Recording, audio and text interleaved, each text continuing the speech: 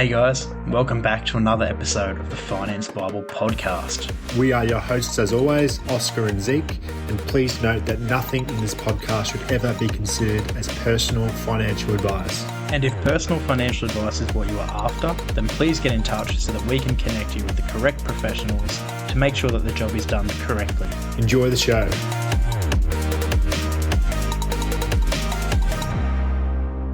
Today we're talking about a very exciting topic, something that Oscar and I really enjoy doing in our spare time, which is reading and consuming content. Reading books, consuming content.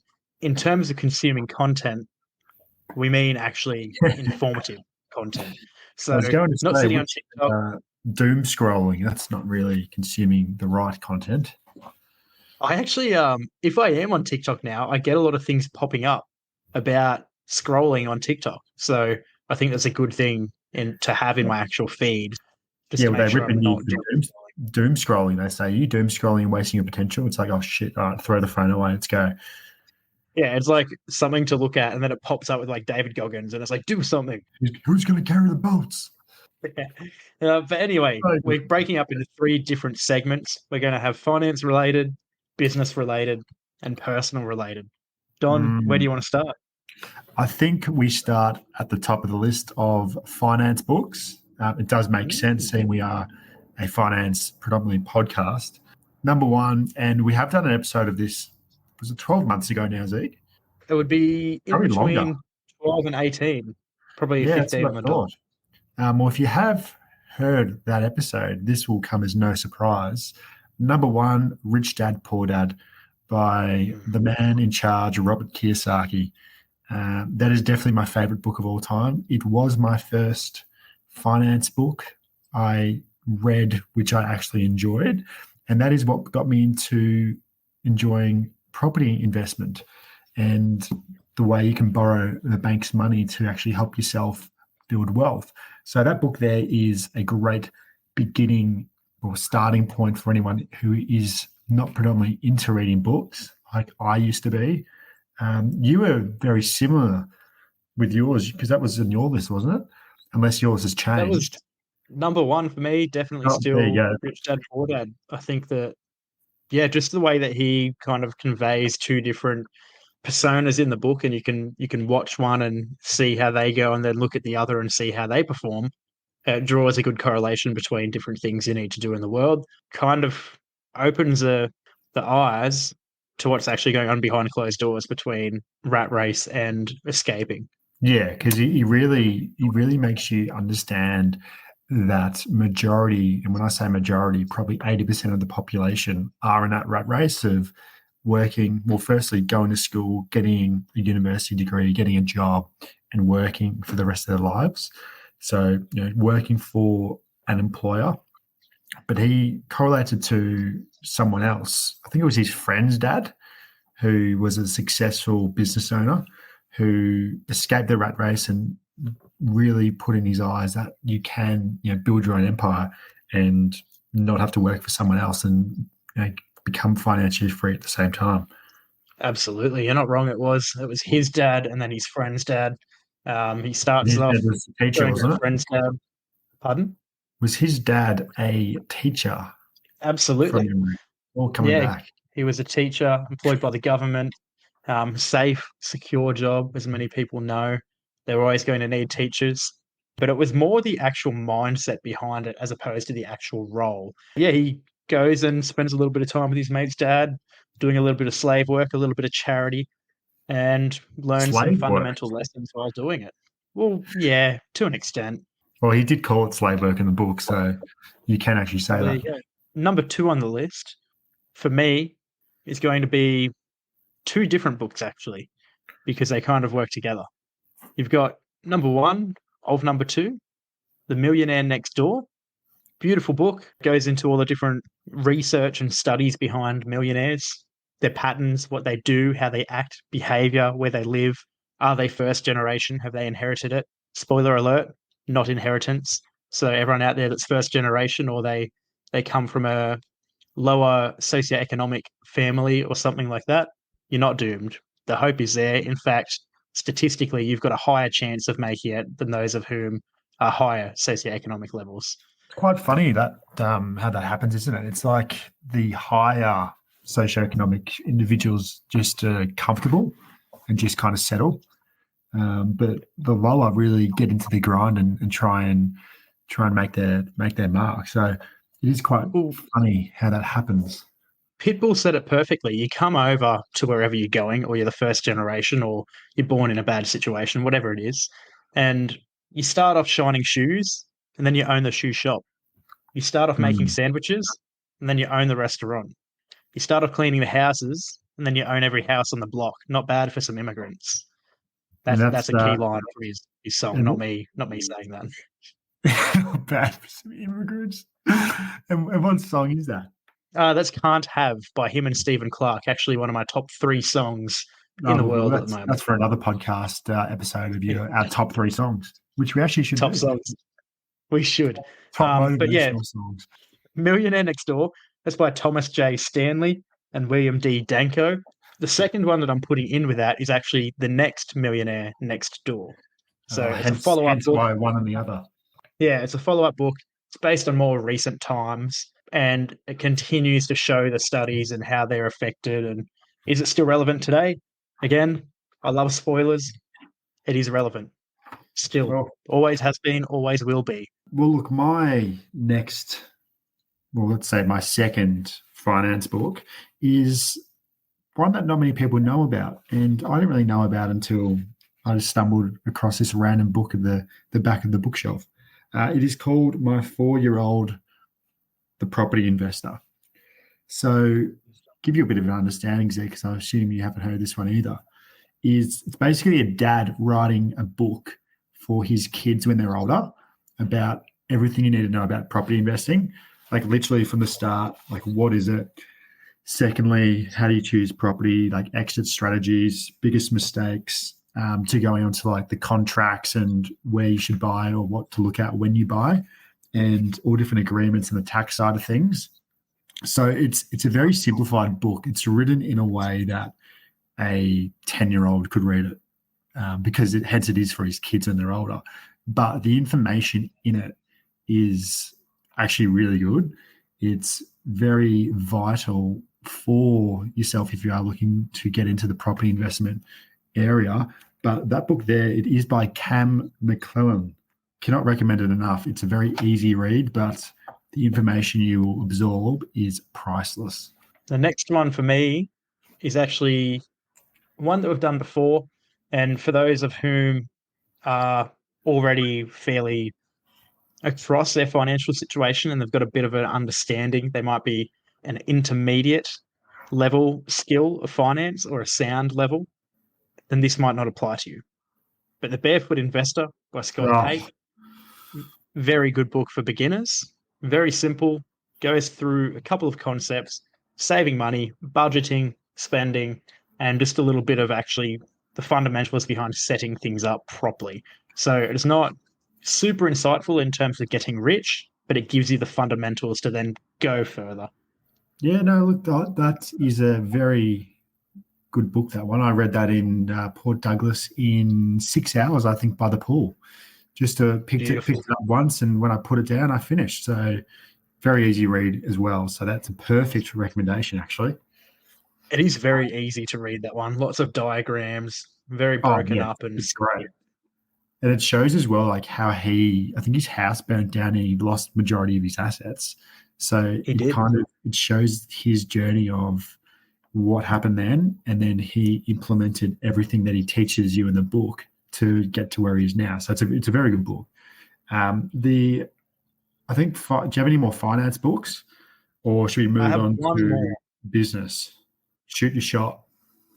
By Napoleon Hill, Think and Grow Rich. Oh, classic. Very simple. Think and Grow Rich.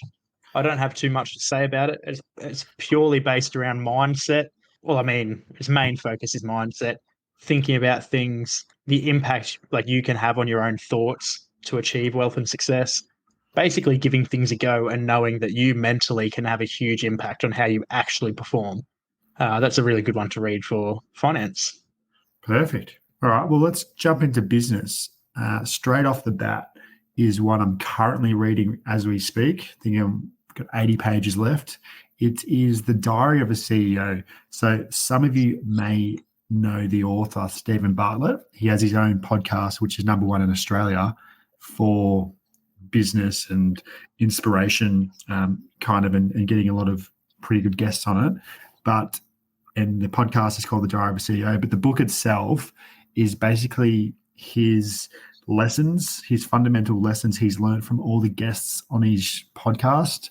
I think there's around 33 laws of business and life in the book.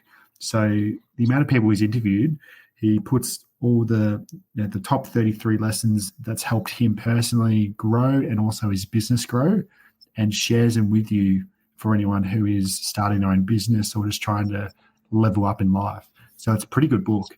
And the chapters are they're not too long. They're quite short and easy to read as well, but you won't get bored of that one. So that's a definite top one for the business side of things. Yeah, I can't back that more. I haven't read the actual book. I am a listener of the podcast. Beautiful podcast, done very well. The guests that he gets on there are amazing. One of them actually correlates to one of my personal ones that I'm going to bring up later, but he had a guest on there not too recently, actually. Gary Brecker was on there. He's someone I'm going to bring up a bit later. But Diary of a CEO podcast, unreal. Don can Gary confirm Brecker, the book is... he's the man who predicted Joe Rogan's life expectancy, didn't he? He's done it for a lot of people. The biggest one he did was Dana White. Oh, that's who I mean, Dana White. Yeah, because he spoke about that with Stephen Bartlett on the I know exactly the podcast episode you are referring to. Yeah, he's actually we'll get to it later. So we'll move on from that. Get to it later. The next one, it's funny, all of my business related things are actually not books. So I'm glad that you've got a few books to bring in. Another one for me, as well as Diary of a CEO podcast, is actually the PBD podcast. With PBD, there is another one out there by Ed Mylett. That's not what I'm talking about. I'm talking about the one by Patrick Bet-David. Very good podcast. He basically gets on there and talks about a bunch of different things like business, personal development, just views on the actual world itself, a bit of commentary on things going on that are relevant today, for example, the current wars and stuff. But mostly from a business perspective, very good podcast. He's had a few guests on there that are absolutely exceptional and that other people haven't been able to get. Highly recommend watching that. Well, there you go. So it's not just in the books. This is perfect. Another business one, a guest on Stephen Bartlett's podcast, Johan Hari, is Stolen Focus. This, obviously, from the title, you can figure out it is talking about how you can prevent yourself losing focus on day-to-day tasks, business, relationships, sport, physical activity, literally everything. And it shows his research, his experience, what he's seen in the past and what he's predicting to happen, and a few different steps that you can take if you have horrible focusing skills. So if you continue to find yourself going on your phone when you're trying to write an email or you have something important to do, but you're always pushing it to the side, this book is perfect because it goes into, I think it was around 30 years of, or maybe 20 years of literal research and traveling around the world, like interviewing all these individuals. So there's a lot of knowledge in this book. And even if you don't want to read the book, there's an episode on the podcast, on CEO's podcast, like I just mentioned, which I think it's a 45-minute episode, which talks about this book anyway, but cannot recommend it enough. The next one for me is not actually a podcast or a book. It's just a bunch of different videos and stuff that I've consumed and or frequently revisit by none other than Mr. Armando Bon himself. Mr. Worldwide, Mr. 305, Miami, Armando Christian Perez, the man Pitbull. Oh, mate, you are obsessed. He's unreal. He does have very good quotes. He's got his own podcast, From Negative to Positive, as you can imagine, which is also good. He goes on there and talks about business and stuff. A particular video he's done with Grant Cardone, The Power of Money and Freedom, which is an underdog's perspective, is very good. You've also got Armando Christian Perez, Secret to Success. He does a bunch of different interviews talking about money, talking about mindset and how you can actually make it and take your life from a negative to a positive, because every day above ground is a great day. Remember that. Deep, very deep. Another line from one of his songs. It's very good. Perfect. So what's that? That's business. Do you have any more business books or content or? That's me for business. All right, well, let's move to personal. So one of my favorite personal books, just mentioned the man, another Stephen Bartlett book, Happy, Sexy Millionaire. So this one here is his first book. The Diary CEO book is his most recent one, came out a couple of months ago. This one basically is talking about his journey as an 18-year-old broke, lonely, insecure university dropout from a bankrupt family who, by 25, he was a multi-millionaire with a business worth over £300 million. So it literally shows his journey from rock bottom to top of the world and then selling that company. And now, obviously, his podcast is bringing his income passively. So great book, bit shorter than the new one, but it gives you the ideas and mindset you need to have if you want to break the cycle and really level up. The next one, in terms of personal, I can confirm this is actually one of your favorites as well. And it's a double-ended one again. There's a part 1 and part 2. First of all, David Goggins' Can't Hurt Me. Yes, that was going to be my next one. Sorry, mate. He talks about basically his upbringing, how he was beat, how he was bullied, how he was basically a nobody and a piece of shit. Turned his life around, couldn't be hurt, changed everything. He lost, what was it, like 60 pounds to get into the military? Yeah, but then he put it back on. Yeah, and then he lost it again, as we know. Yeah, he basically went through some shit and he got where he wanted to go. He talks about the importance of mindset, very abruptly exposes how lazy and how pathetic most of us actually are. Then after that book, he goes on to do Never Finished, which is his second book. Also very good. I actually think I like that one more than Can't Hurt Me. But again, I had the pretense of Can't Hurt Me while reading that, which is basically continuing his journey where he is now. And it's done in podcast form too, so you don't have to read it. You can actually do the audiobook with added stuff where he's getting interviewed on a podcast about it. Yeah, I was going to mention that. The ebook is actually unreal because it's like an interview as well. So I think it was after every couple chapters, the narrator actually asks him about the chapter and says, okay, in this chapter you said this. Let's talk about it in more detail. And then it'll go on for like another 10 minutes about it. Yeah, and you get really into the nitty-gritty then. And there's like very, very raw interviews with people as well. Like, for instance, his mum, who didn't have a great relationship about certain things. I highly, highly recommend getting on both of them, reading the book for Can't Hurt Me, and then getting their podcast one for Never Finished. Yeah, well, Goggins is just a goat. Bit of a side note. I was in bed Monday morning. I got back from Sydney quite late Sunday night, but I had to go to the gym Monday morning because you can't have a Monday off. But I was in bed, bloody cooked out of my mind, tired-wise, that is. And I didn't want to get up, but I just heard Who's Going to Carry the Boats in the back of my mind of what David Goggins says all the time. And I thought, what would Goggins do? And then I got up and went to the gym. Did you do the old Undertaker kip up and scream out, I am? I did get up as the Undertaker, but I did not scream, no. Mr. Mark Galloway, legend. While we're here, I just want to point out as well, majority of the things that we're bringing up, or the content produced, or the people making the content, are all not necessarily from high-class places. For example, going back to the Millionaire Next Door, where it's talking about first generations and immigrants and stuff like that, or people in lower socioeconomic places rising to the top through their pressures. First up, Stephen Bartlett. His mum's Nigerian. He was born in Botswana. He's now running an absolute muck. Tristan Armando Perez, Mr. Pitbull, 305. He is Cuban. His mum's Cuban, so he came to Miami and took the world by storm. David Goggins, African-American. He copped a lot of racism growing up. I'm not sure if he does anymore, but there's been times when he was literally running because he loves to run. He'd be running and people would be yelling the N-word at him out the window and stirring him up. Robert Kiyosaki, he's born in Hilo, which is Hawaii, but his parents are Japanese. I don't think that he grew up super wealthy either, based on what he says in his book, just to name a few. So everyone out there, you can get there. Yeah, that's actually probably a good point to go on before you speak about the man who was interviewed by Stephen Bartlett. Oh, yes. Okay, We Mr. forgot about Gary him. Brecker. Yes, him. Yeah, I've still got a couple more books to go on, so I was going to save him for Perfect. last, but I thought you I were guess wrapping I'll up. throw him That's in. good. No, Gary Brecker, the Ultimate Human Podcast. So he's launched his own podcast now. I've been following him for a few years, but recently he's expanded massively. He's been working with Grant Cardone, and he's obviously helped him with a marketing plan. He's taken the world by storm in the last month or two.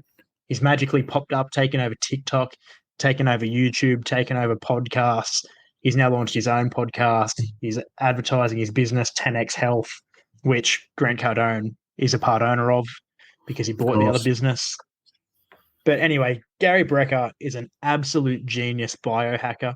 He basically was an insurance assessor. His job was to figure out how long people have to live. He's a mortality expert. So he would go to the insurer and say this person's going to die in X amount of months. And he was actually correct most of the time. He did that for over 20 years, got sick of it, and now he basically can go on and help the world. So he specializes in basically genetics, genes, hormones, anything biology related. And he helps you become the ultimate human, hence why he calls it the Ultimate Human Podcast. Listen to that, get tests done, and become the ultimate human. To build up on that a little bit, actually, because we're talking about Stephen before and we're talking about Dana White. Dana White's a very skeptical man for everyone that knows him. And there's actually a podcast on the Ultimate Human Podcast where he talks to Dana about this.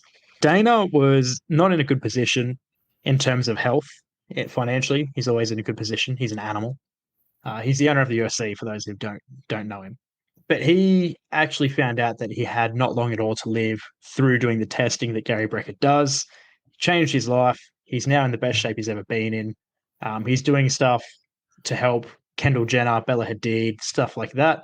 He basically cures anxiety and depression, and he exposes the fact that these issues people have, like depression and anxiety and that kind of thing, although they are real issues, there is solutions to dealing with them, and most of it actually does come down to hormones and consumption of different foods and exercise and stuff like that.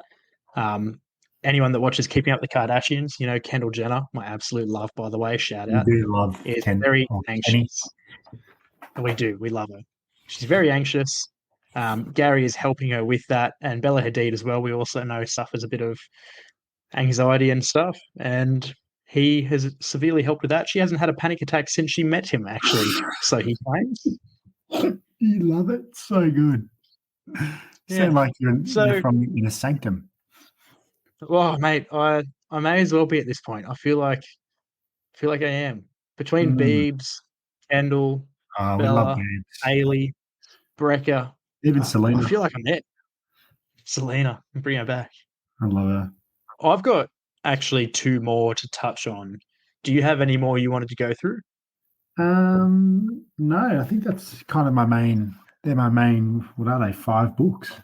Does that mean that the 5 a.m. Club is no longer one of your favorite personal books? I was going to put it in, but you know what? The meaning behind the 5 a.m. Club is great. That you've got to win the morning, win the day. Get up before 5 a.m., be at the gym at 5 a.m. Because if you do that, your mind's on, your body's on, you are hungry. But the book itself kind of gets a bit weird because it's they try and make it like a little weird story in it. So I wouldn't recommend reading it fully, but just take the lesson out of it, just to get up at 5 a.m. and seize the morning. If I'm being honest. So instead of putting in the 5 a.m. Club, what we'll do is we'll just say, go on ChatGPT and type in, can you please give me the fundamental lessons of the 5 a.m. Club? Read them. Happy days. Or just Google it. Easy as. Yeah, all that. Second last one for me is How to Win Friends and Influence People Very Oh, simple. It's purely based upon building relationships, communication, and basically understanding other people. It's done by Dale Carnegie, very good author. I won't go into that too far because I feel like a lot of people have heard of that. And the final one, which again, I don't need to go too far into, is actually 7 Habits of Highly Effective People by Stephen R. Covey. It just talks about 7 different habits that make highly effective people, about being productive, doing the right thing, and prioritizing things. I don't need to break that down much more either. You can even just go on no. Google 7 the habits, read what they are, and you're happy. Yeah, because there would be just a list of them, I'd imagine. Oh, absolutely, there would be. But I think that's a very, very good updated version, because I believe last time we only spoke about 4 or 5 books strictly on the finance side. But now we've expanded the horizon. So if you are looking more business or more personal or more finance, now you have your answers. So I think that is quite a good area. And we'll put all the book links on the bio for the episode as well. We'll probably just pop them on from Amazon, I'd say. Probably the easiest if you want to get involved and just purchase the books. Yeah, definitely get on there, have a read of them all, watch the content we've talked about, listen to the content we've talked about. There's one more that none of us actually mentioned, and I feel like all our listeners would be aware of this one. The Finance Bible Podcast. Yes. Classic. Everything, business, finance, personal, banter. It's got it all. Subscribe, like, follow, share. All right, that's it for the day. We'll catch you next time. Perfect. Ciao. If you've liked the podcast, please give us a review, jump on that 5-star wagon, share it around with your mates, and just give us a big odd tick.